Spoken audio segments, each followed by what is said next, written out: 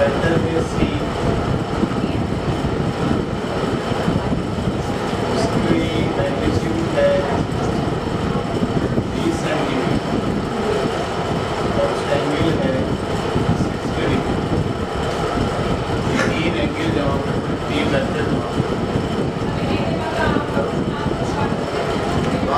ठीक है, अब आपके पास ये तीन वेक्टर हैं। एक वेक्टर है ए, उसकी मैग्नीट्यूड कितनी है 10 और एंगल कितना है 20। एक वेक्टर है बी, उसकी मैग्नीट्यूड कितनी है 15 और एंगल कितना है 40। और एक वेक्टर है सी, उसकी मैग्नीट्यूड है 20 और उसका एंगल कितना है 60 डिग्री।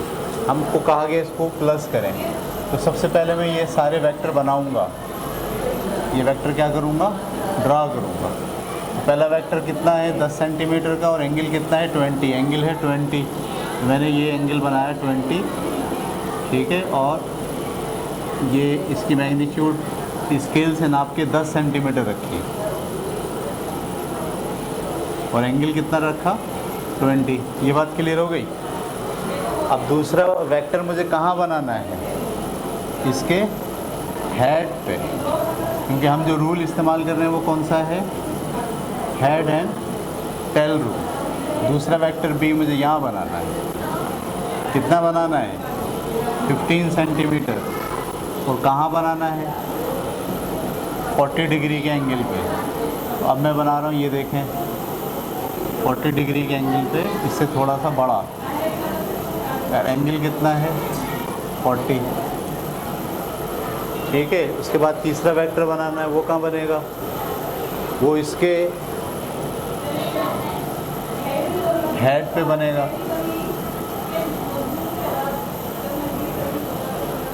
और कितना बनेगा 20 सेंटीमीटर और एंगल कितना होगा, तो मैं एंगल और बढ़ा रहा हूँ 60 तक ले गया इसके एंगल। और इसकी मिक़दार कितनी रखी है, इससे डबल।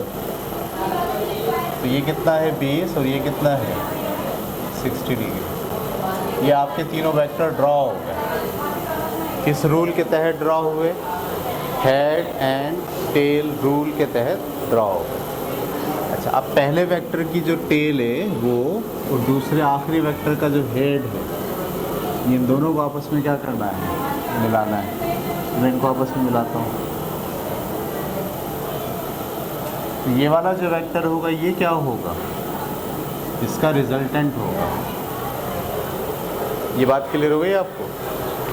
अच्छा, अब आओ सोचो, और अगर मैं इस वेक्टर के टॉप से एक परपेंडिकुलर ड्रॉ करूं तो ये एक बड़ी ट्रायंगल बन गई, ये वाली।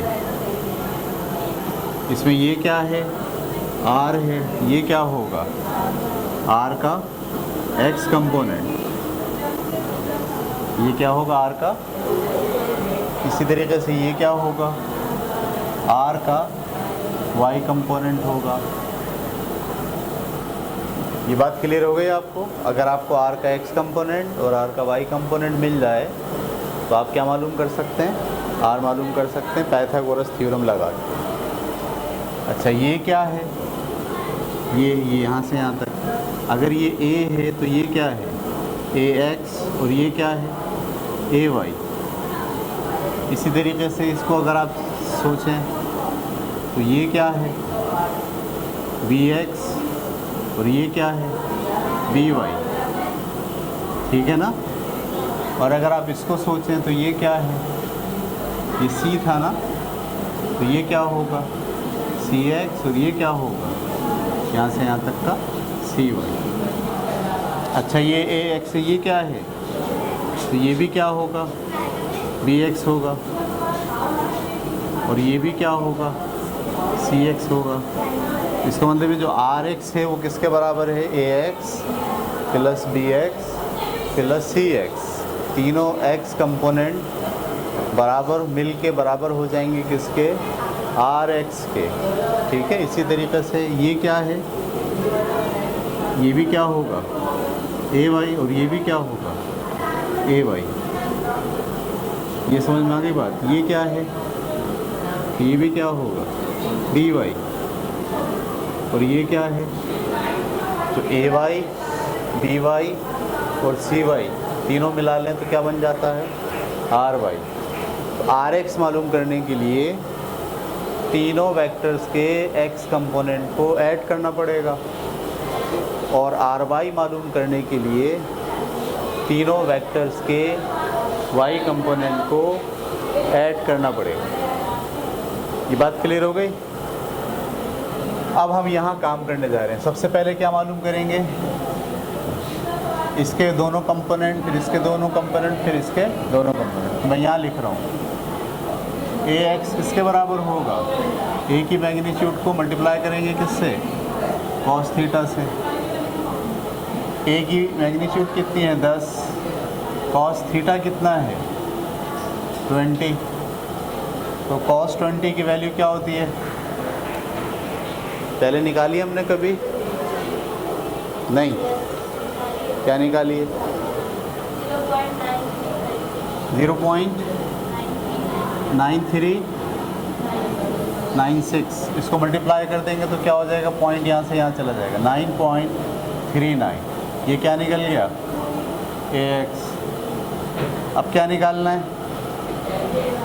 AY, यहाँ निकाल रहा हूँ AY किसके बराबर होगा, A की मैग्नीट्यूड को मल्टीप्लाई करना पड़ेगा किससे, साइन थीटा से। A की मैग्नीट्यूड कितनी है 10 और साइन थीटा की जगह मैं क्या लिखूँ साइन 20।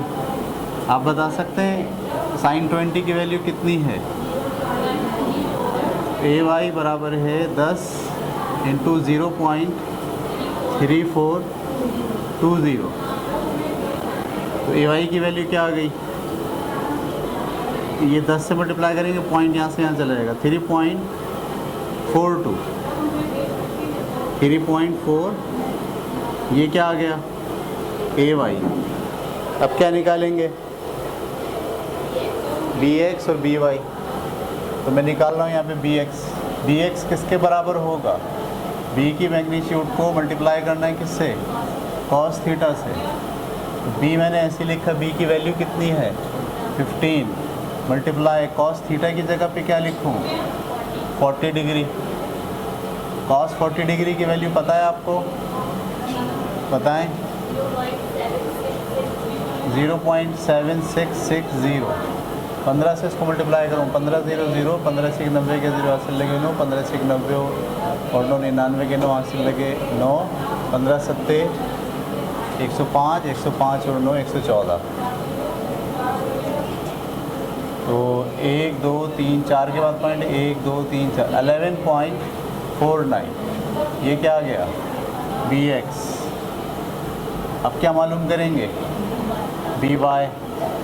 BY किसके बराबर होगा, B की मैग्नीट्यूड को मल्टीप्लाई करना है किससे, साइन थीटा से।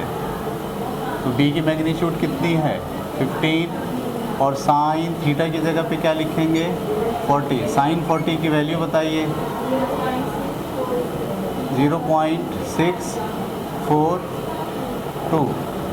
इसको मैं मल्टीप्लाई कर रहा हूँ, 15 दूनी 30 का 0 हासिल लगे 3, 15 चौक 60 और 3 63 के 10 हासिल लगे 6, 15 6 90 और 6 96। 3 के बाद पॉइंट है, 3 के बाद पॉइंट है। तो BY क्या निकल गया 9.630। अब क्या निकालेंगे CX।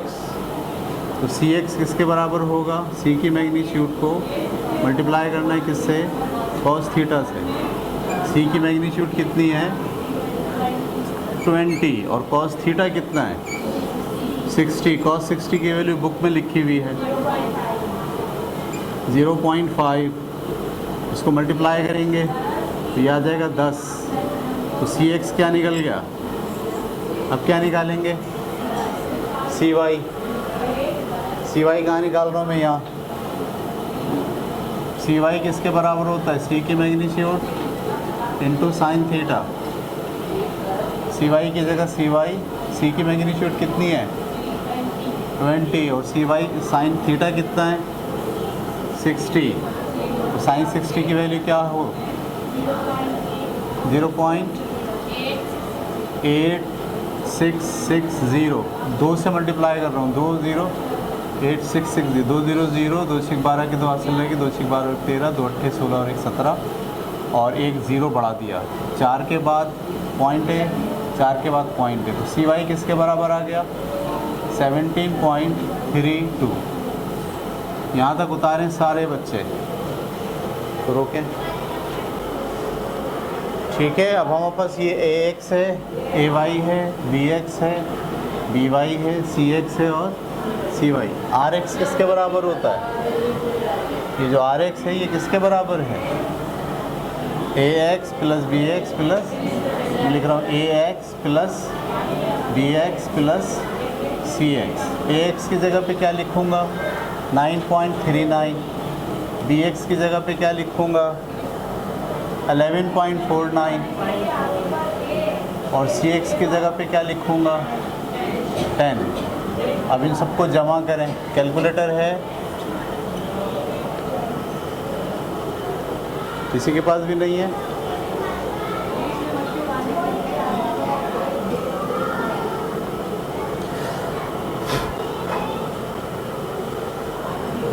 तो हम इसको जमा करते हैं कैलकुलेटर से।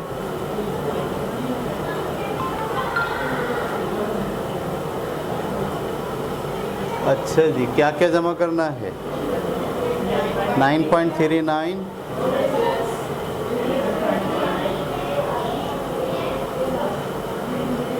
प्लस 11.49 प्लस 10, तो जवाब आ गया 30.88। तो आर एक्स की वैल्यू क्या आ गई 30.88। उसके बाद क्या निकालना है आर वाई, ये ए एक्स मिटा दिया मैंने, सही है, यहाँ से ए वाई भी मिटा दिया, तो ए वाई तो नहीं बढ़ाना चाहिए था, आपके पास लिखा हुआ है ना। तो आर वाई किसके बराबर होता है a y plus b y plus c y. A y कितना है अभी जो मिटाया है मैंने, कितना 3.42 और बी वाई कितना है 9.63। मैं पॉइंट के बाद सिर्फ 2 नंबर ले रहा हूँ। और सी वाई कितना है 17.32। इसको जमा करें,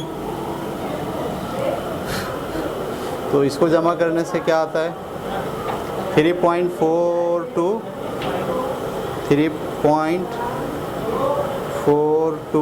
प्लस 9.63 प्लस 17.3,